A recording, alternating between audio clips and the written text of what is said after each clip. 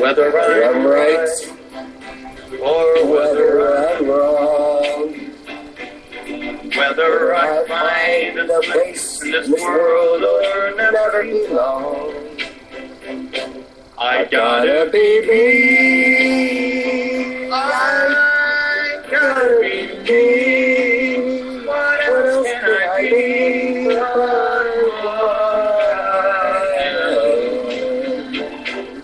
I want to live and not merely survive. And I won't give up this dream of a life that keeps me alive. I gotta be me. I gotta be me. This dream that I see makes me what I am. From that faraway prize, a world of success is waiting for me.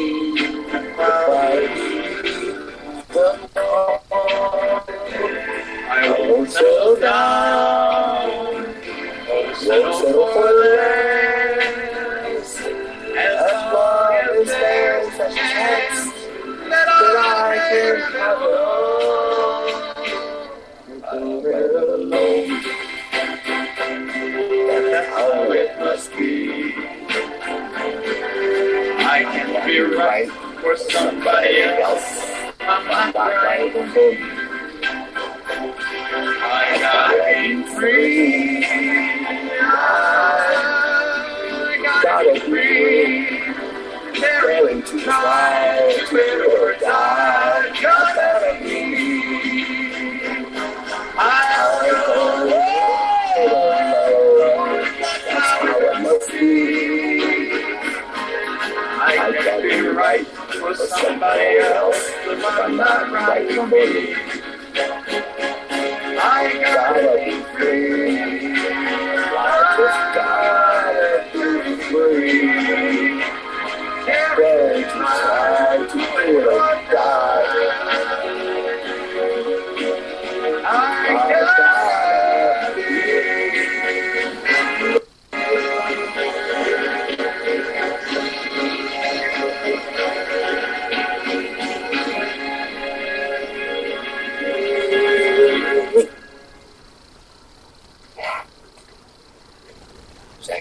Was that cool? That was cool. I got to be me. Hey, that sounded a little bit like what's his face in anger management. I feel pretty. Oh, so pretty. Yeah, that was cool. That was cool. So,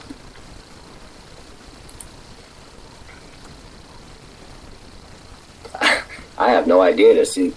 Nobody's even watching. Nobody ever watches me.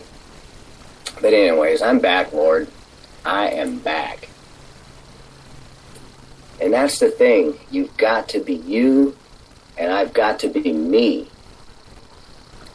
But as the word says, in him I live and breathe and have my being. As a believer, as a Christian, we are nothing without the Lord. Amen? So, this is so good. I felt,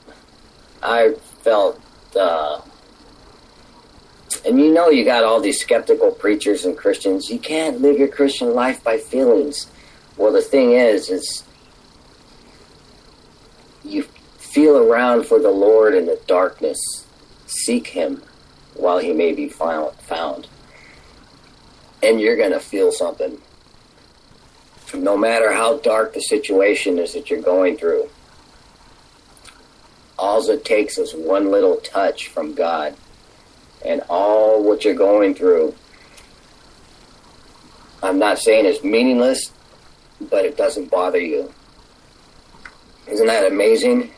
That is the comfort that God gives you. That's the peace that passes all understanding. How can you be going through such toils and troubles and trials and tribulations and be at peace? That is what we have as children of God. So this was so good. And I wanted to do this preamble thing about what happened yesterday, starting around 11. I'm here in San Diego County, and you all know that I request assistance, and it's going to happen too. You have not because you ask not, and it's going to happen. For the years I've been saying that I need to be boots on the ground in San Diego and in California, because some fantastic, not being good fantastic, but just fantastic, spectacular things are going to be happening, and now it's happening, and I committed that I'm staying in California. We could sure use a lot of people who left California, and they may be coming back, but we need them in California. But what happened at our borders yesterday, I could have been there. It's a 40-mile drive, roughly 40 miles from where I'm at, roughly an hour drive, and then not Santa Barbara, not Huntington Beach, Malibu. I always get Huntington Beach and Malibu mixed up in name. But Malibu, the second largest fire in California this past several weeks, the largest ever in California, was up in a place called Paradise in Butte County. And that's on the way to Oregon off of the 5. I've been through there many times. 82 people at least died, and 10,000 homes leveled, burned to the ground. And I believe it's roughly 140,000 acres, and I believe I believe it was like 130 square miles with that one fire that started, and just devastated a whole town. 26,000 residents in that town. I could have been there. I could have been up in Malibu, and I could have been down south at the border. And as I was watching, I was like, no, they didn't rush the border. They were orderly. The only running they had to do was running up an embankment from a wastewater and rain runoff canal that you could always see dozens, if not hundreds, of people down below as you walk across a bridge. You could always see them down there waiting for their chance to sneak through the fence or climb the fence and get in the United States illegally instead of going through the law. So you could always see people down there. And then as I was watching some video, I was like, oh, people really did get through. And then I'm watching it, oh, people are coming back in because of tear gas. Maybe there's 20 because I wasn't counting. And I'm thinking in my head, well, there's got to be more than 20, but I haven't counted yet. Well, today, being Monday, somebody actually did the counting. It was something like 42 or 46 got through. A dilapidated-looking section of a repair of a fence. So they got through, and then they ran back. And these people were 98% male and a few females. But the men had backpacks on them. So they were seeing what they can do and what they could get away with, obviously. And I'm looking at this, it's like, wow, there really is an issue. Anybody who doesn't see an issue with this, they're ultimately insane. But the beauty as believers is we can be in the world, but not of the world. And the title of this broadcast, this vlog, is I'm Back, Lord. And it has to do with returning to my first love. Many of us as Christians, we could either we're going through or we could remember when we were first born again. And we just wanted to shout it from the rooftops. I am in love with Jesus. How fantastic is him with all of the galaxies in the universe and this earth. How fantastic is the Lord. and he forgave my sins thousands of years ago. And then Jeremiah, God tells Jeremiah that before you were in your womb, I planned your future for you. And God is just fantastic. There's really no searching and finding out about him, except for what we experience ourselves. And what we experience, we need to be faithful to give God the glory, because that's one of the things that God detests. That the writers of Psalms, King David mostly, he said they failed to glorify God. And here I am, I want to glorify God. I have returned to my first love weeks ago. For months, I've been praying, God, I just want to return to you in my heart and my soul, and continue to experience that first love, that loving feeling. You know the song, I lost that loving feeling. Whoa, loving feeling.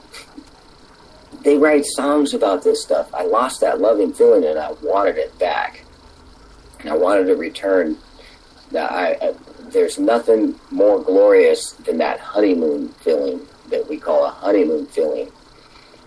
So for the past several weeks, I've been experiencing it, and I've been experiencing answers to prayers. My daughter has a baby now, and I know she's going to be married. She has a baby boy. He's like a month and a week old now. Beautiful baby boy. One of my sons got a job, finally, after years, and his health problems, it took him years to be diagnosed with, and I started feeling this resentment and childhood upbringing, things that I've never had an issue with. I've been from a broken family ever since I can remember, since I was 4 years old. And you know how resilient children are. They like to pretend that everything's okay so they can still have fun and laugh and play. That's how I grew up, and now I'm 54 years old. The past 10 years, these feelings of regret and bitterness started coming up, and it was like a root of bitterness growing in me, resentment that I did not have a normal childhood with the mother and father in the home. And my father, I idolized him, and it didn't take me until over 10 years ago to realize how bad of a father he was, and how bad of a husband he was to my mother. And why did I idolize him my whole childhood into my adult years, up until where I was in my 40s. And I've been following the Lord faithfully and consistently for 30 years now. Since 1989, I came back to the Lord from a 10-year backslide. I was saved from the time I was 7 until now. But when I was 14, I backslid and came back to him when I was 23. It was a year after my wife and I broke up. We broke up in 1988. And not to mention my childhood upbringing, my failure as a husband, and a failure of a marriage. But thank God, my ex-wife and I, we have a good relationship. We can call each other on the phone and talk about anything without arguing or anything. And we married when we were 19 years old. And this day and age is too young. I was not misled, but I was naive in this day and age. And that day and age, it just wasn't it's not a good idea to marry when you're 18 and 19. But if you have guidance and you have a plan, and if you have the Lord, you can succeed in marriage. And there are plenty of people that are succeeding in marriage, regardless of the 50% divorce rate, even in the church. There are still good examples that we must learn from. So, whatever it is that you're going through, don't let it affect you, because with me, those two things, and raising my children as a single father, after being away from them for 5 years, communicating with my ex-wife, their mother, and communicating with my children by mail. See, and then another thing that I have resentment of is I didn't know what I was able to do. My understanding was that they're with their mother, and I need to stay away as a father, because that's all I've seen growing up. It's fathers staying away from their children because they weren't qualified and they weren't good enough to be around their children. I was never able to support my children as much as I wanted to. And even when they were growing up, when they were little children, I was not able to satisfy all of their needs and their wants the way I wished it, and children wished that they could be. But I actually did the best I could with what I could, as I could. And it took my children growing up and becoming adults, they're now in their 30s, to realize, Dad really did do whatever he could. He really did do the best he could with what he had. So I thank God for that. But there's this resentment in me, adding to that root of bitterness. The root of bitterness turns into a tree. So lo and behold, decades later, it was 1994 when I got custody of my children. They were 8, 7, and 5 and a half, 5. They were almost a year apart, each of them. So much. If it wasn't for me coming to the Lord a year after my ex and I broke up, I can't even imagine what kind of life I'd be living right now. But I've gone from job to job. No career pursuit has really lasted, because I had to have at least a minimum to be able to pay my bills late, if not at all. So all throughout these decades, without the Lord, I would have been toast, because God has provided, and whatever it is that He has reason to not have thrown a career or a lucrative future on my lap, that's up to Him. God knows best. There's this thing called Shark Tank, this program called Shark Tank. And I'm good for several hours, too, on my Spreaker, so I could go for hours. What was it, 11:45, 12:08? No, I'm not even gone for half an hour yet. But I watched Shark Tank, and this lady had a wonderful idea. She made $1 million on it, and she has all of this inventory, but she needed a boost with advertisement, and she needed a bunch of people to help continue, because her future success has to be based on actual marketing instead of internet viral word of mouth. So she had this tremendous amount of success just dropped on her lap. She almost said no to the only person who wanted to give her a deal. And I couldn't understand. And the rest of the sharks were practically begging her to say yes, because she wanted to give 10% of the company, and the person her deal offered her 50%, but more than twice the amount than what she was asking for. And they were even telling her, look, you're going to make so much money, you're not going to mind. Finally, she said yes, and she started crying. And I'm like on the edge of my seat. Good. I was practically screaming, just say yes. The thing is, back to why the Lord hasn't given me this lucrative future idea. It could possibly be that some people just get things dropped on them, but you have to realize how blessed you are. And I'm thinking, why would she even debate? Why would this lady on the Shark Tank debate? Why doesn't she want to say no? And the only thing I could think of is that she's afraid of failure. She's afraid of failure and being left with with nothing, which would be half of the company, which wouldn't be enough for her to continue. But fear of failure is what we all go through. So I don't want success. I don't want riches. None of that stuff. The only thing I want to do is go to the world and preach the gospel. First Jerusalem, and then Samaria, as Jesus says, and the uttermost parts of the world. I just want to preach the gospel, get people saved, and I have a passion for broadcasting. Even in high school, we did this test on what it is that you're natural at. What career would you be natural at? And it came up broadcasting. Well, I got into broadcasting when I went to Bible school, and I wouldn't have went to Bible school by choice. It just happened that I went to Bible school, and it just happened that they had a radio station, an AM Christian radio station, and it just happened that the manager of the radio station saw something in me. It's like, wow, this guy can read. He can read well. He can speak well. He's a natural. I didn't believe it, but I'm like, wow, I really would like to be in broadcasting because that's neat.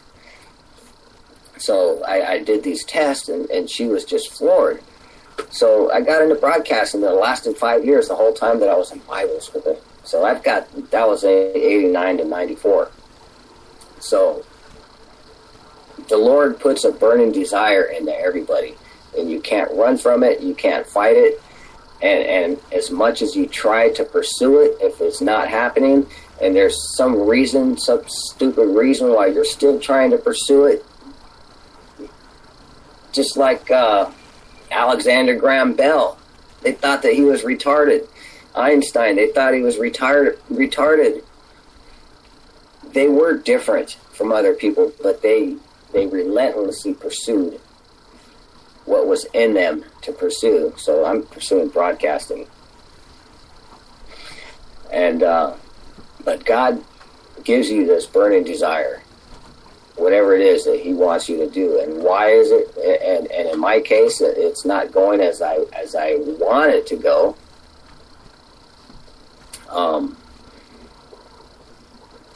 In the meantime, God is providing for me anyways. He's providing for my needs, my daily needs, and my health. So be encouraged. If you've got this root of bitterness coming up, and I want to get to what I said in the beginning. It's so good I had to write it down, and I'm going to read it for you.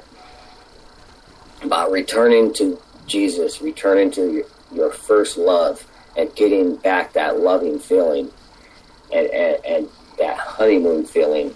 Not just so you can have a feeling, because we're not manic depressants. A personal relationship with Jesus Christ is an ongoing thing. And then you come to realize, wow, this is just not some weird thing that I'm out of my mind and I'm going to a Mercedes-Benz dealership. I've got no credit. I've got no money or means to pay for something, but I've got the credit, and I'm going to buy a Mercedes-Benz, brand spanking new, top of the line, and end up having to lose it because I just went through some manic depressant fit. No, Jesus Christ, a relationship with him is not a manic depressant fit. You get to the point to where you just want to quit, and you don't know how to quit. You can't. I've tried it. There's no way I could quit, and there is no way you could quit because you love Jesus. Jesus loves you, and he's not going to let you go.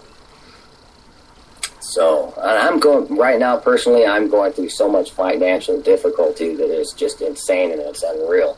But because of the Lord, I'm still encouraged when I need to be encouraged. We should be encouraged all the time.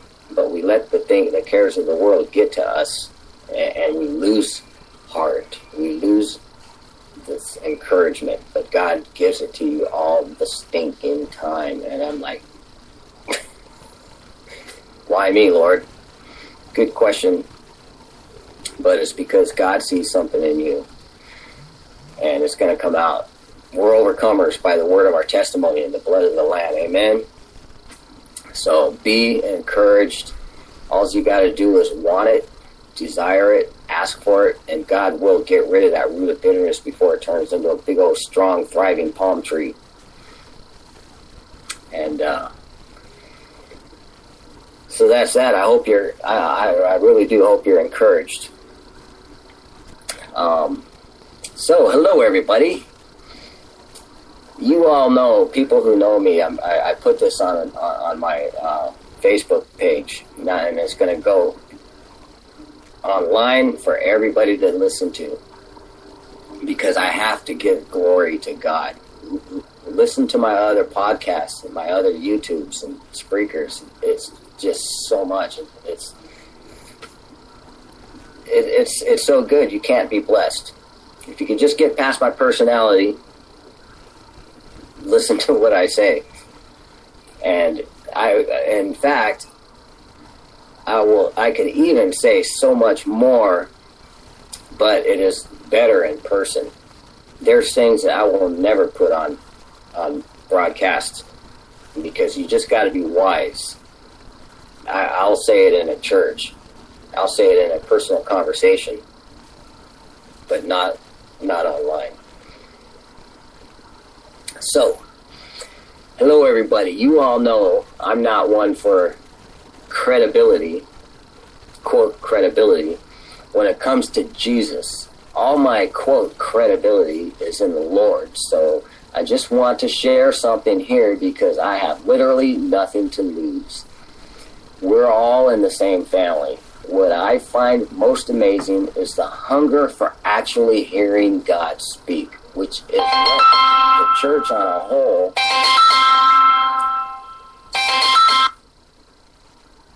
figures. I get a phone call, right?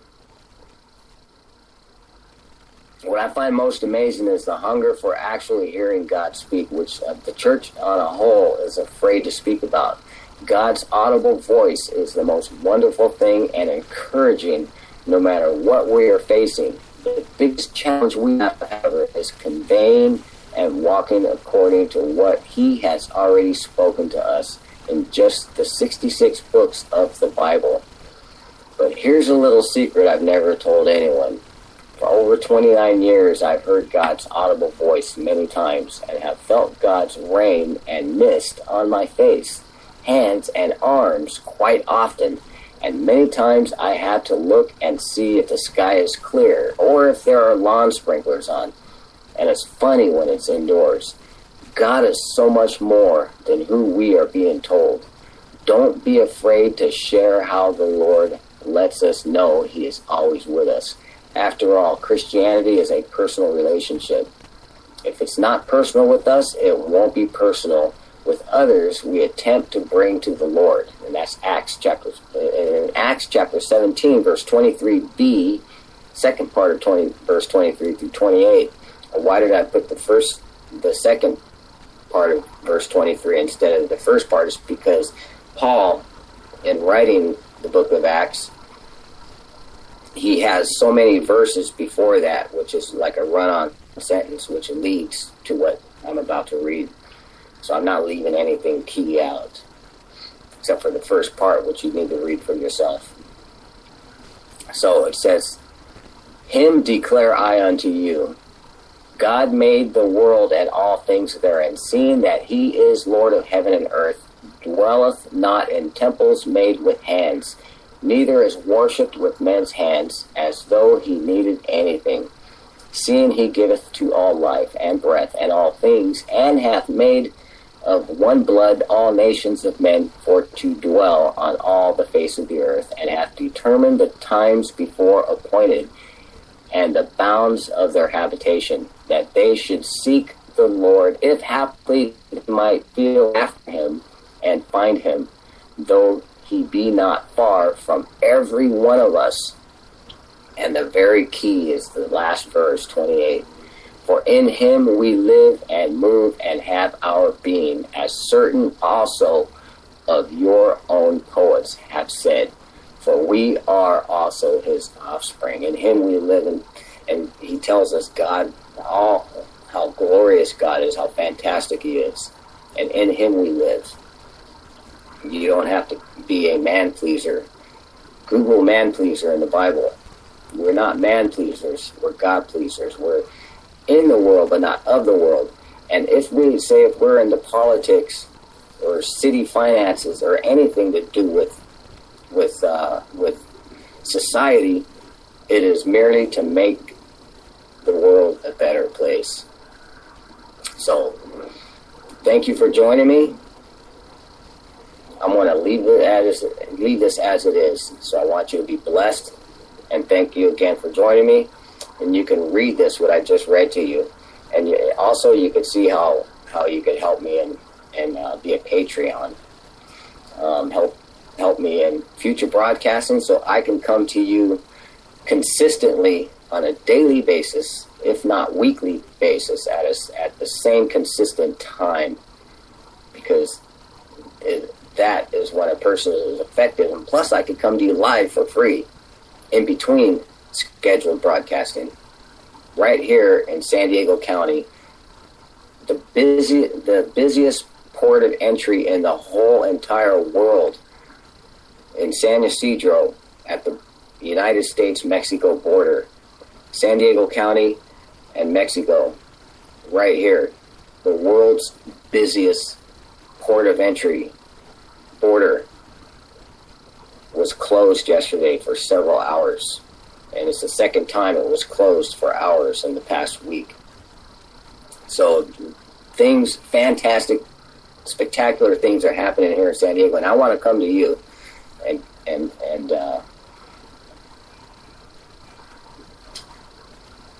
give you alerts and just show you what's going on, what you don't get on the news, and also bless you with a biblical perspective. Okay? That's it. Thank you very much. God bless you and have a wonderful day.